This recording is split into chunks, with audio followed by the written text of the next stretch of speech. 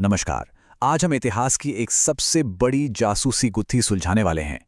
ये कहानी है एक ऐसी प्राचीन सभ्यता की जो अपने पीछे सिर्फ खंडर नहीं बल्कि ऐसे गहरे रहस्य छोड़ गई जिनका जवाब आज तक कोई नहीं ढूंढ पाया है।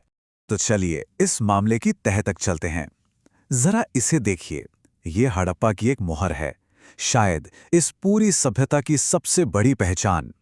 इस पर जानवरों के चित्र हैं और कुछ अजीब से निशान। ये एक भाषा है, एक 4000 साल पुराना मैसेज। पर यह मैसेज है क्या, बस यही तो कोई नहीं जानता। और यहीं से असली सवाल शुरू होता है। अगर हम उनकी भाषा पढ़ ही नहीं सकते तो फिर उनकी दुनिया को समझें कैसे? इसका जवाब छिपा है उनके पीछे छोड़े गए सुरागों में, उनके घरों में, उनके बर्तनों में, उनके औजारों में। तो इस पड़ताल में हम एक जासूस की तरह इन्हीं सुरागों को जोड़कर एक पूरी तस्वीर बनाने की कोशिश करेंगे। सबसे पहले ये समझना जरूरी है कि ये सभ्यता कितनी बड़ी थी। ये कोई छोटा-मोटा गांव नहीं था, बल्कि एक ऐसा प्राचीन साम्राज्य था जिसकी हदें हमारी सोच से भी कहीं ज्यादा थीं। इसका इतिहास मोटा-मोटा 3 हिस्सों में बटा है। सबसे पहले आया शुरुआती दौर, जब छोटी-छोटी बस्तियां बस रही थीं। फिर आया परिपक्व हड़प्पा का दौर, जब ये सभ्यता अपने पीक पर थी, बड़े-बड़े शहर बसे। और आखिर में आया उत्तर हड़प्पा का दौर, जब ये शानदार शहर धीरे-धीरे खत्म होने लगे। यहां हम इसका अविश्वसनीय विस्तार देख सकते हैं। जो सफर कुछ छोटी बिखरी हुई बस्तियों से शुरू हुआ था, वो धीरे-धीरे एक बहुत बड़े नेटवर्क में बदल गया, जिसने एक बहुत बड़े इलाके को एक साथ जोड़ दिया। जरा अंदाजा लगाइए ये सभ्यता कितनी विशाल रही होगी। आज के नक्शे पर देखें तो ये अफगानिस्तान से लेकर महाराष्ट्र तक फैली हुई थी। ये सच में प्राचीन दुनिया की सबसे बड़ी सभ्यताओं में से एक थी। तो चलिए अपनी जासूसी आगे बढ़ाते हैं और उन सुरागों को करीब से देखते हैं जो हड़प्पा के लोगों ने अपने पीछे छोड़े हैं। इन्हीं से हमें उनकी रोजमर्रा की जिंदगी की एक झलक मिलेगी। ये भी सोचने वाली बात है ना भाई, उनका कोई मेन्यू कार्ड तो हमें मिला नहीं, तो फिर उनके खान पान के बारे में आखिर पता कैसे चला? इसका जवाब जमीन के नीचे दफन मिला। आर्कियोलॉजिस्ट्स को खुदाई में जले हुए अनाज के दाने और जानवरों की हड्डियां मिली हैं, और यही उनकी थाली की पूरी कहानी बताते हैं। गेहूं, जौ, दालों से लेकर मवेशी, भेड़, बकरी और मछली तक सब कुछ उनके खाने का हिस्सा था। हमारा पहला सुराग है उनकी कारीगरी। ये खूबसूरत मनके और पत्थर के तेज धार वाले ब्लेड देखिए। ये बताता है कि वो कितने माहिर शिल्पकार थे। कमाल है। हमारा दूसरा सुराग है मिट्टी का बना ये बैल। ये कोई मामूली खिलौना नहीं है। ये इस बात का पक्का सबूत है कि वो खेती के लिए हल में बैलों का इस्तेमाल करते थे।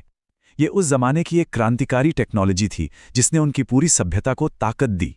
और तीसरा सुराग हमें सीधा उनकी रसोई में ले जाता है। ये हैं अनाज पीसने वाली चक्कियां, जो मोहनजोदड़ो जैसे शहरों में हजारों की तादाद में मिली हैं।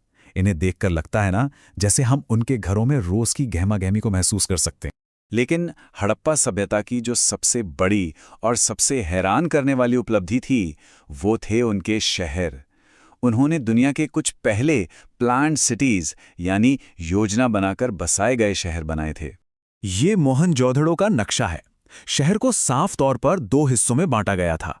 एक ऊंचा हिस्सा जिसे दुर्ग कहते थे, जहां शायद बड़ी-बड़ी पब्लिक बिल्डिंग्स थीं, और दूसरा था निचला शहर, जहां आम लोग रहते थे। और सबसे कमाल की बात, पूरा शहर एक सटीक ग्रिड पैटर्न पर बना है, ठीक वैसे ही जैसे आज के मॉडर्न शहर होते हैं। और ये कोई इत्तेफाक नहीं था। ऐसा लगता है कि उन्होंने पहले प्लानिंग की और फिर कंस्ट्रक्शन। पहले सड़कें और नालियां बनाई गईं और फिर उनके किनारे घर खड़े किए गए। सोचिए, उस जमाने के हिसाब से ये कितनी एडवांस सोच थी। उनकी जल निकासी व्यवस्था तो अपने समय से मीलों आगे थी। एक आर्कियोलॉजिस्ट अर्नेस्ट मैके ने तो यहां तक कहा कि ये अब तक खोजी गई सबसे बेहतरीन प्रणाली है। सोचकर देखिए, हर घर एक मेन नाली से जुड़ा था और नालियां ढकी हुई थी ताकि उनकी सफाई भी हो सके। और ये है मोहनजोदड़ो का विशाल स्नानागार, द ग्रेट पाथ। ये उनकी आर्किटेक्चर और इंजीनियरिंग का एक नायाब नमूना है। माना जाता है कि इसका इस्तेमाल शायद किसी खास धार्मिक अनुष्ठान के लिए किया जाता होगा। अब जरा इस नंबर पर गौर कीजिए, 700। मोहनजोदड़ो शहर में करीब-करीब 700 कुएं थे। मतलब लगभग हर तीसरे घर के पास पानी का अपना सोर्स था। ये दिखाता है कि उन्होंने सिर्फ बड़ी बड़ी इमारतें ही नहीं बनाई, बल्कि हर नागरिक की पानी जैसी बुनियादी जरूरत का भी पूरा ध्यान रखा। तो हमने इतने सारे सुरागों से उनकी दुनिया की एक झलक तो देख ली, लेकिन अब हम घूम फिर कर वापस उसी पहेली पर आते हैं जहां से हमने अपनी ये पड़ताल शुरू की थी। हम उनकी उपलब्धियां देख सकते हैं, कितने शानदार शहर थे, कितनी बेहतरीन कारीगरी थी, लेकिन हम ये नहीं जान सकते कि उनके मन में क्या था। उनके विचार, उनकी कहानियां, उनके विश्वास, ये सारे राज इस अनसुलझी लिपि के तालों में हमेशा के लिए बंद है। तो ये केस आज भी खुला है।